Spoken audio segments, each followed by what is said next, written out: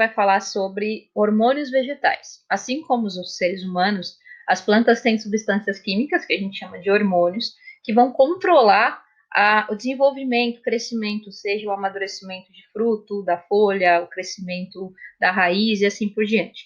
A gente vai falar quais são eles e como que eles agem em cada uma das partes das plantas, tá? Vamos lá. Então, hormônios vegetais é o que a gente vai conversar agora. Os hormônios vegetais, eles são chamados, no caso das plantas, de fito-hormônios, tá? E a gente vai estudar esses que estão aqui. A auxina, a citocinina, o etileno, a giberelina e o ácido abscísico. Apesar dos nomes serem um pouco confusos, né, uma coisa meio decoreba, fica simples de entender as ações de cada um deles. O que tem maior quantidade e o que produz maiores ações na planta é o primeiro, que é a auxina. A auxina ela é chamada de ácido indolacético ou AIA. Ela foi descoberta por Darwin e ela é produzida na gema apical do caule, que é na parte superior, tá? E tem diversas funções. Aqui tem algumas delas que a gente vai comentar. O alongamento celular, o movimento dos vegetais, o enraizamento dessa planta, a dominância apical, que tem a ver com o crescimento na vertical, e o desenvolvimento do caule e da raiz. Então, o alongamento celular tem a ver com a multiplicação de células. Aqui é um esqueminha, mas só para vocês entenderem que uma das funções é transformar a célula mais alongada, né, e aumentar a sua capacidade. Então, ela expande a parede celular da célula e aumenta a sua capacidade. Um outro movimento, né, uma outra ação que esse hormônio tem, que é um dos mais famosos, é o tropismo. Tropismo é movimento. E aí a gente tem alguns tipos de movimentos que as plantas podem fazer. O mais comum, o mais comentado é o fototropismo. Ele tem a ver com a incidência de luz nessa planta. Nesse caso, a auxina, ela não gosta, tá, da incidência de luz. E isso faz com que ela se movimente sempre para o lado contrário que a luz está incidindo. Por uma questão de química, digamos assim, a planta acaba ficando curvada, e isso faz com que aparentemente a planta esteja se dobrando em direção à luz. Então, esse é um dos movimentos mais famosos que se estuda e que tem por responsável a auxina. Existe um outro movimento também, aqui é o fototropismo, que é o gravitropismo. O gravitropismo é um movimento em relação à força gravitacional, ou seja, é o crescimento da planta na vertical, na horizontal e na vertical. Então, a gente tem o caule, que apresenta um gravitropismo negativo, porque ele vai contrário à força da gravidade, que seria para baixo, e faz o alongamento, o crescimento da planta, então, na vertical. A gente tem a raiz, que tem um gravitropismo positivo, que faz então o crescimento na vertical da planta para baixo, em direção então à força gravitacional da Terra. Então, o caule sempre negativo e a raiz positivo. O gravitropismo é o crescimento na vertical da planta. Se for no caso da raiz, o alongamento é positivo, no caso do caule, ele é negativo, beleza?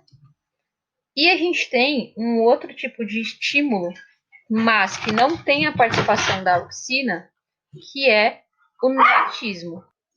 No caso desse movimento, ele é uma exceção, porque ele não tem a participação da auxina, e ele é aquele tipo de movimento relacionado às plantas carnívoras ou aquelas que fecham ao toque. Então, são plantas sensíveis ao toque. Nesse caso,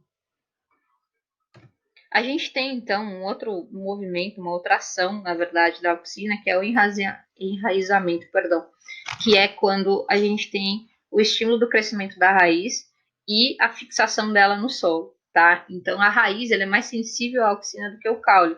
Então, se eu também colocar muito, ela não vai se desenvolver, mas ela responde mais rápido quando a auxina está presente, tá? Uma concentração que induz o crescimento bom do caule e inibe o crescimento da raiz. A quantidade e a ação da auxina na raiz e no caule é contrária. Então, o que acontece em um acontece de forma contrária no outro, tá? Bem, a dominância apical é causada pela auxina. Como ela é produzida e concentrada na gema apical do caule, que é essa parte superior, ela força a planta sempre a crescer na vertical. Por isso que existe uma dominância. Quando a gente faz a poda, que é o corte dessa planta, e retira essa dominância, a planta então consegue crescer lateralmente pela ação de um outro hormônio, que é a citocinina, que eu vou comentar mais adiante. Então, nesse caso, para que a planta consiga crescer lateralmente, a gente precisa retirar a auxina, que é, né, que causa a dominância apical.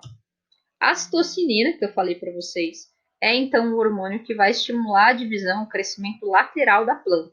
Entre outras coisas, ela também vai estimular o alongamento, do caule, retardamento do envelhecimento e a quebra dessa dominância apical que eu citei, além de estimular a divisão celular. A auxina e a citocinina trabalham muito bem em conjunto, apesar de elas terem, no caso da dominância apical, uma ação um pouco contrária. Mas, quando eu quero estimular o crescimento de uma planta, né, a partir de uma fonte, de uma muda, usando esses dois hormônios em conjunto, vai funcionar muito bem. Bem, o etileno é o único hormônio que é gasoso, tá? Então, de todos que a gente vai falar, ele é o único hormônio gasoso. E aí ele vai promover a germinação das plantas, o amadurecimento dos frutos, ele acelera o envelhecimento dessa planta, ele estimula a produção de flores, o processo de floração, e aumenta a queda das folhas. Então, ele é um hormônio muito relacionado ao envelhecimento e ao desenvolvimento dessa planta. Então, no cultivo da banana, por exemplo, eles liberam queimam a serragem para liberar etileno para amadurecer mais rápido. Uma coisa muito comum de se fazer aqui com a banana em casa é embrulhar a banana no jornal, por exemplo. Por que essa prática é comum? Porque o etileno, como ele é um gás, se ele ficar concentrado, então embrulhado, né, nesse jornal com a banana, ele consegue amadurecer mais rápido essa fruta. Então, para evitar a perda do etileno, instintivamente, a gente embrulha a banana, mas por causa dele ser um gás. Por outro lado, se eu coloco uma fruta que está envelhecendo num cesto com outras frutas, as outras frutas vão ser, entre aspas, contaminadas, porque esse etileno vai atingi-las. Sabe aquela ideia do uma maçã podre contamina o resto? É mais ou menos essa a ideia aqui, tá? E ele vai promover a queda das folhas na mudança de estação do ano. Então, ele que é responsável por fazer com que as folhas caiam e as flores para mudanças de estações do ano e para o desenvolvimento de novas estruturas, tá?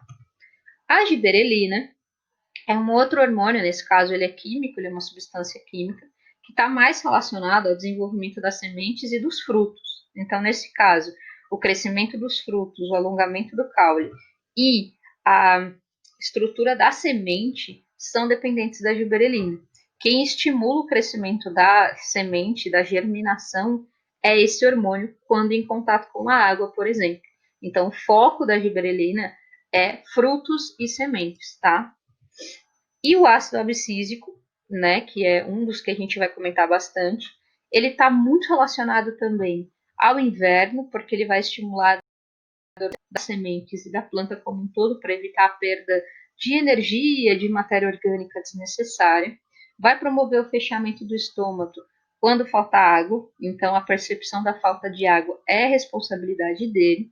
E ele vai envelhecer por completo folhas, frutos e flores.